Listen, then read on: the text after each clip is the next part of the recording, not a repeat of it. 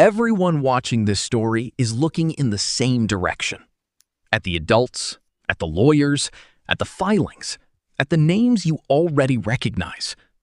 But they're all missing the most important part. Because right at the center of everything that's happening, there are 4 children. And not one person is seriously asking what happens to them. These are 4 people who never chose this life. 4 people who didn't sign up for public attention, legal conflict, or family breakdown. 4 people who woke up one day and found their entire world starting to fall apart. And somehow, they've become invisible in their own story. That ends here. If this is your first time here, my name is Khan, and this channel exists for one reason: to go deeper than surface level and talk about the parts of these stories that most people ignore. If you want the full picture of what's really happening inside the Duggar situation, you're exactly where you need to be.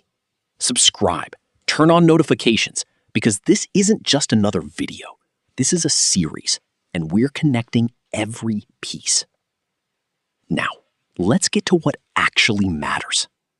This isn't just about a relationship. This isn't just about legal filings or public pressure.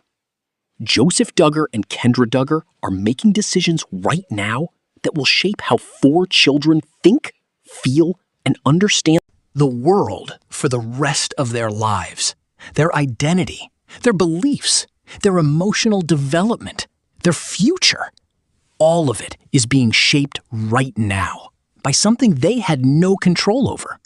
And once you really understand that, everything about this case changes. To understand what's happening, you have to look at the environment these children were born into. There's a concept often used by psychologists and family researchers called a high-control family system. This isn't about labeling or attacking. It's about understanding structure. In a system like this, the family becomes the main filter through which children experience reality. Everything.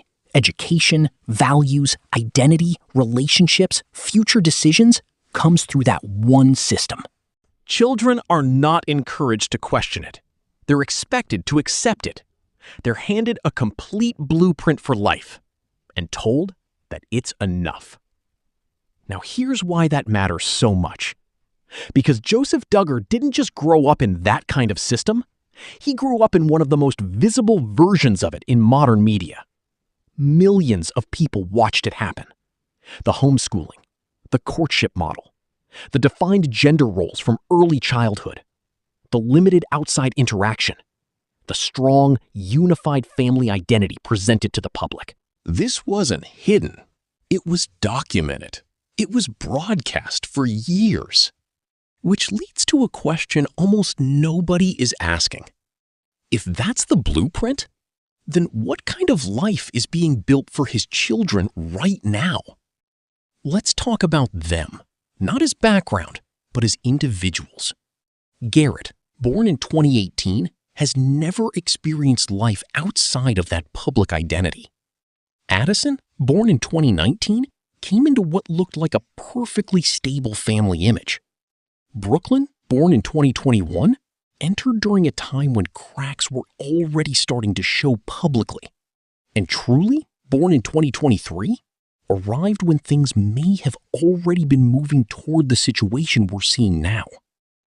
Same parents. Same family. Completely different moments. And now, completely different realities. All 4 of them are living in uncertainty. They don't understand the legal language. They don't understand the situation. They just feel it. They see the shift. They see the tension. They see the 2 people they depend on most no longer standing on the same side. And that changes everything for a child. Now, let's talk about something people keep getting wrong. Kendra.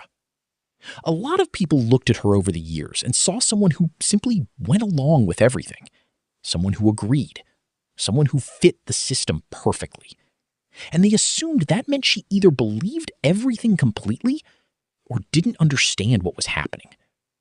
But that's not the only explanation.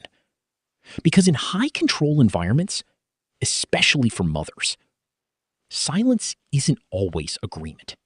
Sometimes it's calculation. Because speaking out doesn't just create conflict. It can cost you access. It can cost you influence. It can cost you your ability to stay present in your children's lives. So you weigh it. You calculate. You decide what protects your children more, speaking up or staying close. And sometimes staying quiet is not weakness. It's strategy. But if that's true, then something changed. Because at some point, that strategy may have stopped working. At some point, silence may have stopped being protection. And when that happens, the risk of speaking becomes smaller than the risk of staying silent. That kind of shift doesn't happen lightly. And it tells you something serious changed. Now, here's where the conversation goes deeper than most people are willing. Because this case is not just about custody. It's about control over how these children understand the world. People talk about custody like it's about schedules, finances, or living arrangements. But underneath all of that, there's a much bigger question. Who decides how these children are raised to think? If one parent wants to continue a structured, controlled environment, and the other wants broader exposure, different ideas, and more independence, that's not a small disagreement. That's a direct conflict over identity. Because education is not just information, it's perspective, it's worldview. It's how a child learns what is normal and what is possible. And somewhere inside this legal process, that exact question is being fought over. Not loudly, not publicly, but in legal arguments, filings, and decisions that most people will never see. Will these children stay fully inside the system they were born into, or will they be given access to something beyond it? That decision won't just affect their childhood. It will shape who they become.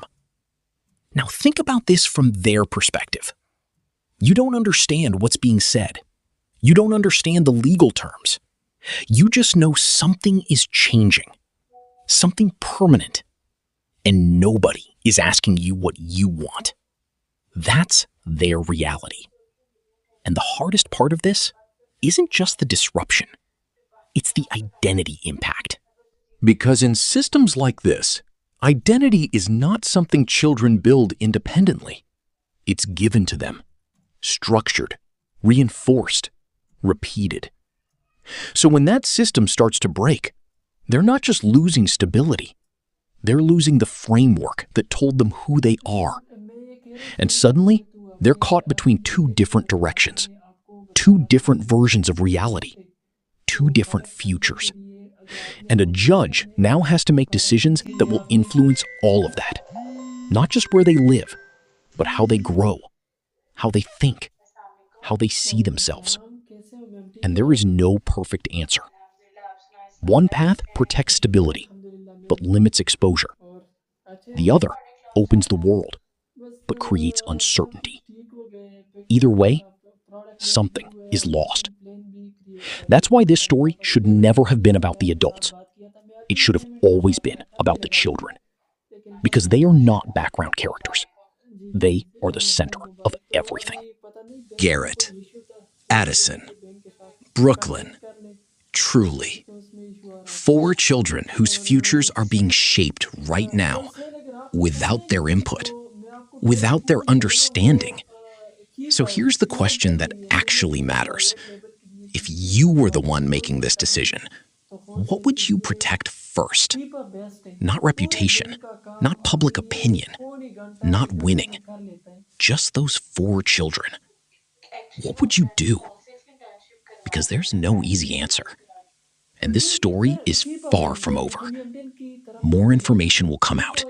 More details will surface. And when they do, we're going to break them down properly. Because at the end of all of this, the focus needs to stay exactly where it belongs. on the people who never chose to be part of this in the first place.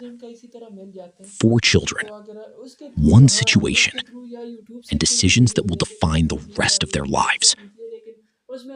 I'm Khan, and this channel is for you, so your like, comment, and subscription will motivate us for more real data collection.